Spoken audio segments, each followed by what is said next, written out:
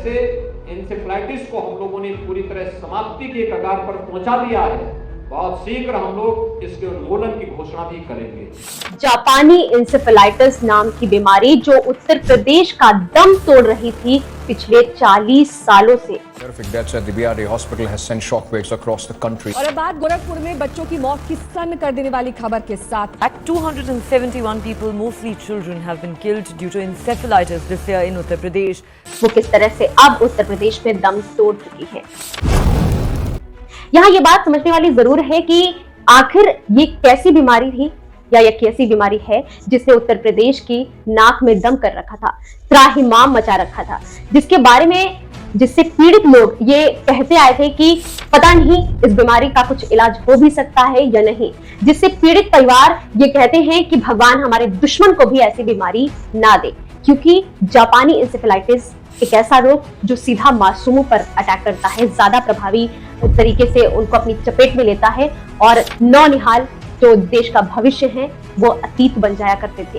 और ये सिलसिला लंबे दशकों तक चलता रहा, तकरीबन 4 दशकों तक यूपी ने इसका दंश झेला है। उत्तर प्रदेश में जापानी इंसेफेलाइटिस का पहला केस 1978 में आया था, लेकिन सिर्फ उत्तर प्रदेश ही नहीं पूरे देश में ये एक बड़ी समस्या थी। आपको सबसे पहले तो ये बता देते हैं कि जापानी इंसेफेलाइटिस आखिर है क्या। दरअसल ये एक प्रकार का दिमागी बुखार है जो जापानी इंसेफेलाइटिस वायरस के कारण होता है। मच्छरों के काटने से और ऐसी जगहों पर ये ज्यादा तौर पर पाया जाता था बीमारी जहां पर पानी का जमाव ज्यादा होता था, खासकर ऐसी जगहों पर जहां घोड़ों को नहलाया जाता था, सुअरों की आबादी जहां ज्यादा होती थी, जहां पर गंदगी ज्यादा हुआ करती थी, जल जमाव ज्यादा हुआ करता था, ऐसी जगहों पर ये बीमारी बहुत तेजी से फैलती थी। तो 1978 में पहला मामला उत्तर प्रदेश में आया।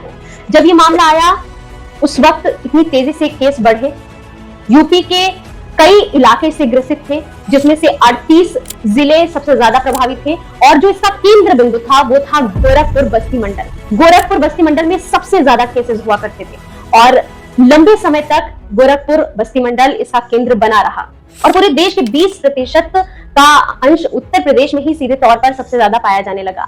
धीरे धीरे ये बीमारी और घातक साबित होने लगी, ना जाने कितने ही मासूमों को इसने अपनी चपेट में लिया और 2007 के आसपास स्थिति इतनी भयावह हो गई कि पूरे देश के 57% मामले सिर्फ उत्तर प्रदेश से आया करते थे। मामला इतना गंभीर हो चुका था, उस समय सांसद गोरखपुर में योगी आदित्यनाथ हुआ करते थे। उन्होंने इस चुनौती को पार्लियामेंट में भी उठाया और इसके कड़े इंतजाम, इसके समाधान के बारे में कई बार आवाज मुखर की, लेकिन नतीजा कुछ खास निकल कर नहीं आया। जो मौतों का सिलसिला वहां प्रारंभ हुआ है फिर से, मैं उस ओर आपके माध्यम से सदन का और मंत्रालय का ध्यान आकर्षित करना चाहूंगा। जापानी इंसेफेलाइटिस के अगर नाम की बात करें तो मुख्य तौर से ये बीमारी जापान और चीन से निकली हुई है। वहां पर टीकाकरण 70 के दशक में ही शुरू हो गया था, लेकिन उत्तर प्रदेश और भारत के भीतर इसका कोई पुख्ता इलाज मुहैया नहीं हुआ था। हालांकि टीकाकरण 2009 में एक बार शुरू भी किया गया, लेकिन प्रभावी तरीके से काम नहीं किया। आंकड़े जितने ज्यादा थे, प्रभाव उतने कम। इसका शायद एक ये भी कारण हो सकता है कि जो इसकी सबसे ज्यादा चपेट में रहते थे, जो नौनिहाल इसकी सबसे ज्यादा चपेट में रहते थे, वो वोट बैंक की राजनीति का हिस्सा नहीं हुआ करते थे। शायद इसी वजह से उन पर ध्यान नहीं दिया गया।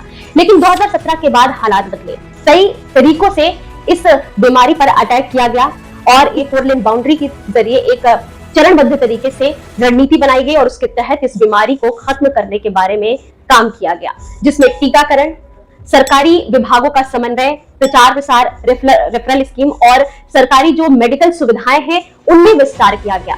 और इनके लिए हर स्तर पर योगी आदित्यनाथ ने खुद सामने से जाकर के, चाहे वो बीआरडी मेडिकल कॉलेज पहुंचना हो, हर समय पर जाकर के वो खुद निर्देश देते थे और चीजों का जायजा लेते थे कि किस प्रकार से इस पर रोकथाम हो रहे, कार्रवाई हो रही है।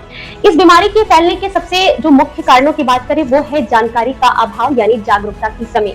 लोगों के भीतर जागरूकता की इतनी कमी थी जिसकी वजह से 2009 में जब हम बात करते हैं टीकाकरण शुरुआत हुई भी थी, लेकिन लोग टीकाकरण कराने से बचते थे। उन्हें ऐसा लगता था कि कहीं हमारे साथ कोई और चीजें ना हो जाए, डर था उन्हें टीका कराने का। और कारण यही है कि उन्हें टीकाकरण के विषय में सही जानकारी नहीं थी, इसीलिए उनके भीतर भय था। उस समय की जो तत्कालीन सरकारी थी उन्होंने कुछ खास काम इस पर नहीं किया कि इसके प्रसार को कम किया जाए और जागरूकता के प्रसार को बढ़ाया जाए, लोगों को ये जानकारी दी जाए कि टीकाकरण कितना आवश्यक है और बिना टीकाकरण के इसका इलाज संभव नहीं है। लेकिन योगी आदित्यनाथ की सरकार बनने के बाद चरणबद्ध तरीके से दस्तक अभियान चलाया गया, जिसमें घर घर जाकर जागरूकता अभियान चलाया गया, सफाई को लेकर भी, टीकाकरण को लेकर भी, क्या कारण है और कैसे इस बीमारी से निजात मिल सकती है, इन तमाम मामलों पर घर घर जाकर दस्तक अभियान चलाया गया।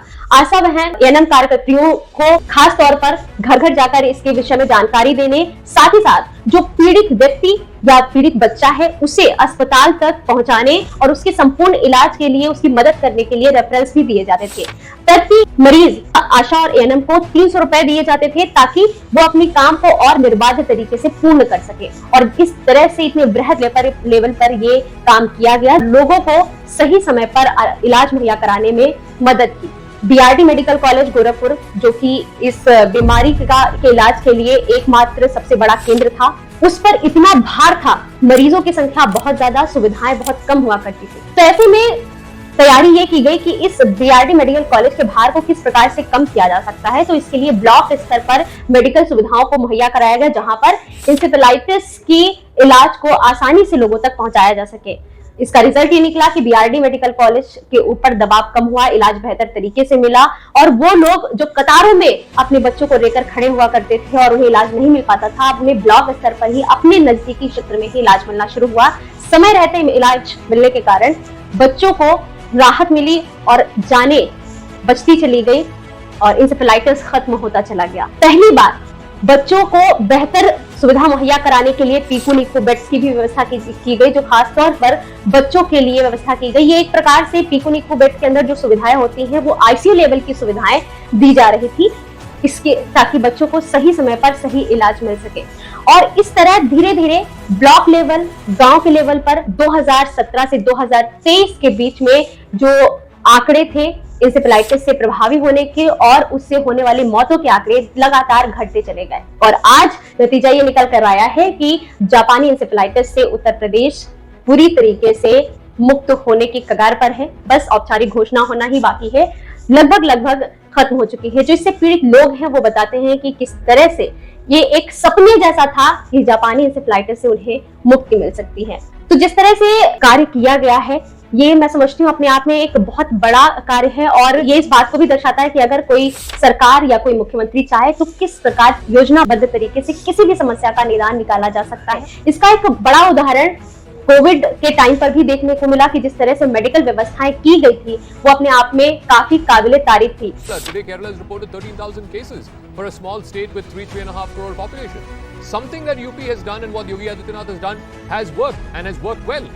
इंटीग्रेटेड कंट्रोल कमांड सेंटर्स भी बनाए गए थे उस वक्त, जिससे कोई भी कोविड पेशेंट को 1-to-1 कनेक्ट करके उसकी समस्याओं को पूछा जाता था, और जब तक उन्हें निदान नहीं मिल जाता था, जब तक वो कोरोना पॉजिटिव से नेगेटिव में तब्दील नहीं हो जाते थे, पूरी तरह से स्वस्थ नहीं हो जाते थे, उनके पास सामने से कॉल्स आते रहते थे इंटीग्रेटेड कमांड सेंटर की तरफ से। तो अपने आप में मेडिकल की जो व्यवस्था उत्तर प्रदेश में बदली है वो नजीर कायम करती है, और आने वाले समय में जिस तरह से उत्तर प्रदेश में मेडिकल व्यवस्थाओं पर काम किया जा रहा है वो भी एक अच्छे भविष्य की ओर हमें सपना दिखाता है।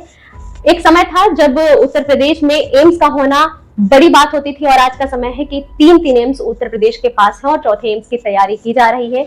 हर जनपद में एक मेडिकल कॉलेज खोलने की बात कही गई है, जिस पर काम शुरू हो चुका है। हर ब्लॉक स्तर पर 100 शैय्या के मेडिकल अस्पताल खोले गए हैं, जिससे लोगों को आसानी से अपने ही क्षेत्र में इलाज मुहैया कराया जा सके। तो ऐसे तमाम काम किए गए हैं मेडिकल के क्षेत्र में उत्तर प्रदेश सरकार के द्वारा, जिनकी जानकारी होना लोगों के लिए बहुत जरूरी है ताकि वो सही समय पर अपना इलाज करा सके।